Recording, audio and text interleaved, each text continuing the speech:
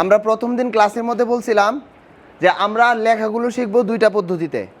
একটা বলছিলাম যে আই মেথড, আর একটা বলছিলাম সার্কেল। তো এই যে এইখানে আমাদের টোটালি 9টা সার্কেল দেওয়া আছে। এই 9টা সার্কেল দিয়ে আমরা ছোটো হাতের 9টা অক্ষর লিখব।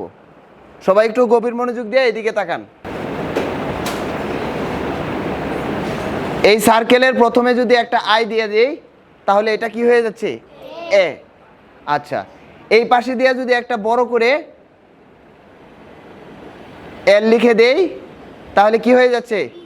বি হয়ে যাচ্ছে। আচ্ছা, তো এই পাশে যদি আরেকটা এল লিখে দেই কি হয়ে যাচ্ছে? ডি হয়ে যাচ্ছে।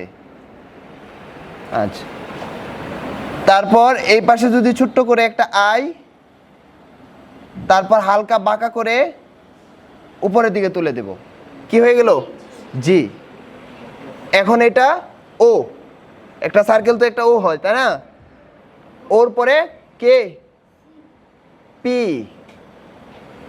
এই পাশে যদি আমরা একটা টান দেই কিউ। বাকি আছে কি? এইখানে যদি আমরা একটু মুছে দেই তাহলে এটা কি হয়ে গেল? সি হচ্ছে তাই না?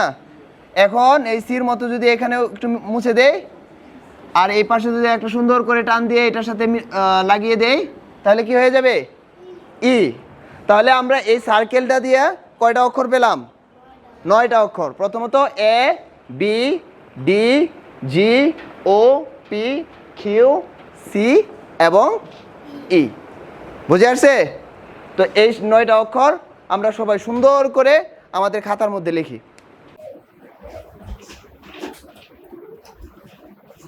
লেখো।